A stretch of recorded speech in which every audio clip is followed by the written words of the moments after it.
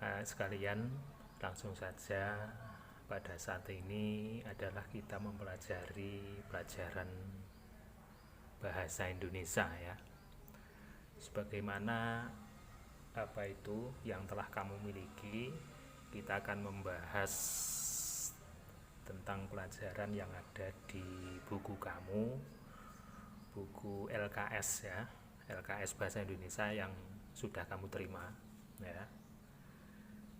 Ini LKS ini adalah merupakan pembahasan materi dan beberapa soal. Namun demikian di LKS ini kategorinya adalah soal-soal ya, hot ya. Soal hot maksudnya apa anak-anak? Soal hot itu jenis soal-soal sing angel ya.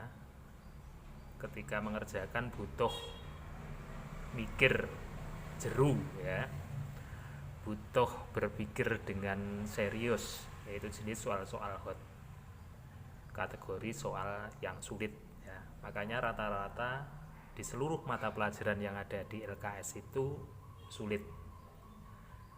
Matematika apalagi, soal-soal yang ada di LKS itu jauh kalau kita bandingkan dengan soal-soal yang ada di semester anak-anak, di soal hot, soal sulit. Nah, anak, untuk mempersingkat waktu, kita langsung membahas bab pertama sebelum nanti ada tugas ya. Ya, di bab 1 itu membahas tentang pokok pikiran dalam teks. Pada halaman setelahnya ada ide pokok dan kalimat pengembang ya. Terus mengenai ide pokok ya, itu apa ya, nanti akan kita bahas di sini ya. Sebenarnya kamu barangkali juga paham, tapi setidaknya kita sedikit ada keterangan biar lebih paham ya. Nah, kita membahas tentang ide pokok ya dalam suatu paragraf. Ide pokok dalam suatu paragraf. Nah, sekalian, apa yang dimaksud dengan paragraf? Paragraf itu apa? Kamu bisa melihat di tulisan ini. Ini tulisan agak masuk ya. Biasa kamu menyebut dengan alinea. Inilah yang dinamakan dengan paragraf ya. Ini namanya paragraf. Paragraf 1 itu puji syukur itu. Yang kedua, buku matematika sampai titik ini paragraf 2. Buku matematika sampai sini paragraf ketiga dan seterusnya. Itulah yang dinamakan dengan paragraf ya. Biasa kita sebut dengan alinea. Kemudian selanjutnya apa yang dinamakan dengan ide pokok paragraf atau kita sebut dengan ide pokok ya. Ide pokok paragraf merupakan ide yang mendasari susunan sebuah paragraf ya. Ide pokok paragraf merupakan ide yang mendasari disusunnya sebuah paragraf. Atau lebih mudahnya kita mengatakan ide pokok paragraf itu adalah masalah utama yang dibahas dalam suatu paragraf ya. Kita membuat suatu alinea, isine neng jero alinea itu yang dibahas apa yang inti, yaitu namanya ide pokok. Sing inti ngomongnya apa tulisan dalam suatu paragraf itu ya. Itu namanya adalah ide pokok. Kamu bisa harus bisa menentukan. Dalam suatu paragraf itu kadang-kadang paragraf itu kan panjang, ada yang pendek. Inti dari semua itu apa yang dibicarakan ya. Makanya ide pokok itu adalah masalah utama yang dibahas dalam suatu paragraf. Selanjutnya anak-anak sekalian, untuk mempercepat ya, biar video tidak terlalu panjang, kemudian bisa dikirim dengan lancar, sebab kadang-kadang sulit ngirimnya ya. Carane goleki ide pokok dalam suatu paragraf itu dalam bukumu kan bisa kamu lihat. Untuk mencari ide pokok dalam suatu paragraf ya, menentukan ide pokok paragraf ya. Ide pokok itu bisa berada di awal kalimat ya, di awal paragraf, bisa di akhir paragraf, bisa merupakan campuran dari awal akhir ya. Jadi menentukan ide pokok itu biasanya didapatkan di awal ya, atau di kalimat utama ya. Lah kalimat utama ya apa to maksude? Kalimat pertama ya. Kalimat pertama itu apa maksudnya? Contoh begini. Desentri merupakan peradangan pada usus besar yang ditandai sakit perut dan diare dengan peses yang disertai lendir dan darah titik ya. Dari awal sampai titik itu adalah disebut kalimat pertama ya, paham? Ini dari kata pertama mulai dari sini, kalimat pertama ini sampai titik itu disebut kalimat pertama.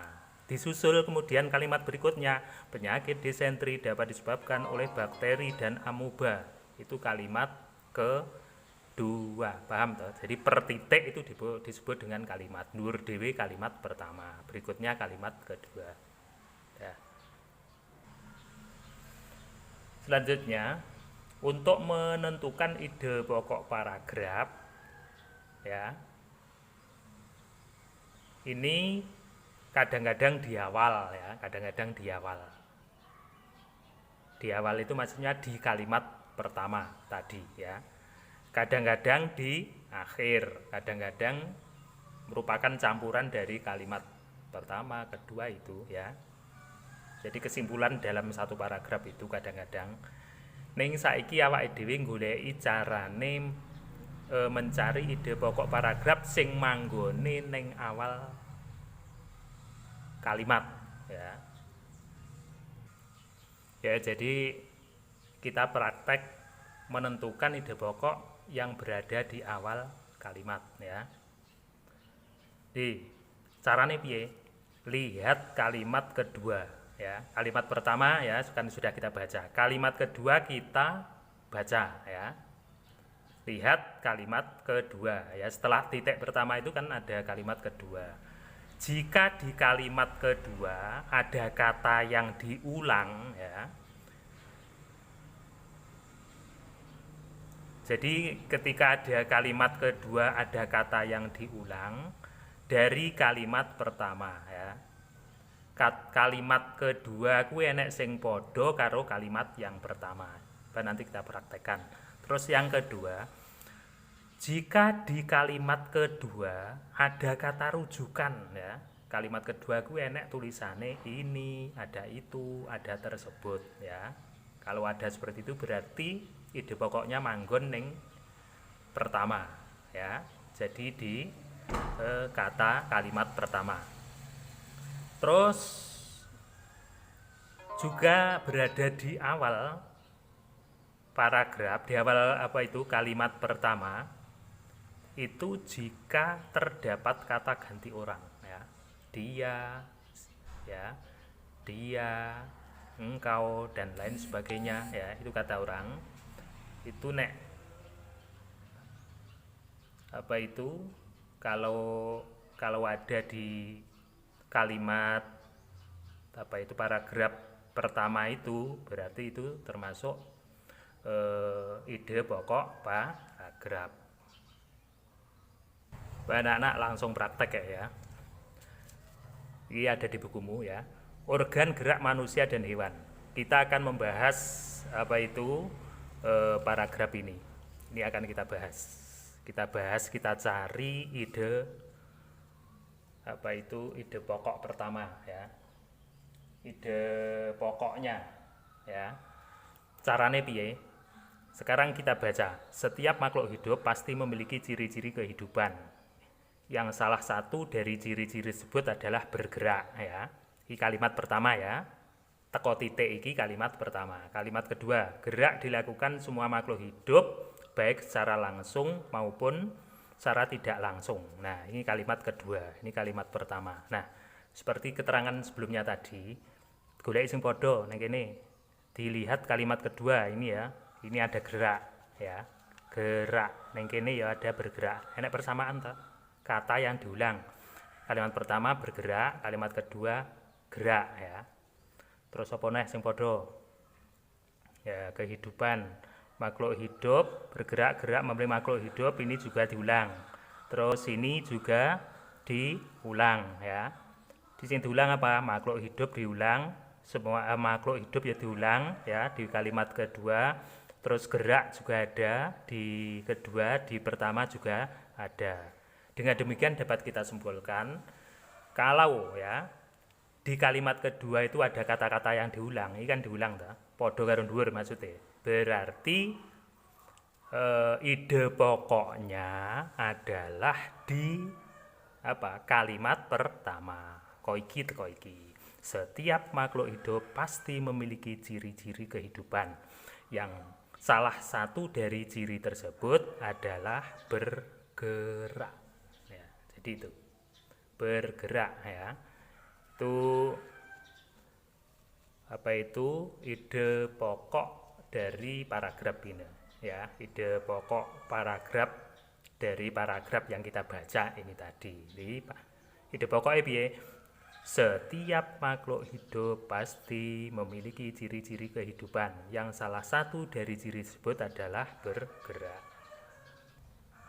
Di bukumu kan bisa kamu lihat. Berarti ide pokoknya apa? Podo toh? Setiap makhluk hidup pasti memiliki ciri-ciri kehidupan yang salah satu dari ciri tersebut adalah bergerak. Ini adalah kalimat pengembang ya. Salah satu cirinya itu. Saya kira itu anak-anak sekalian bisa dikerjakan di buku itu. Terima kasih. Assalamualaikum warahmatullahi wabarakatuh.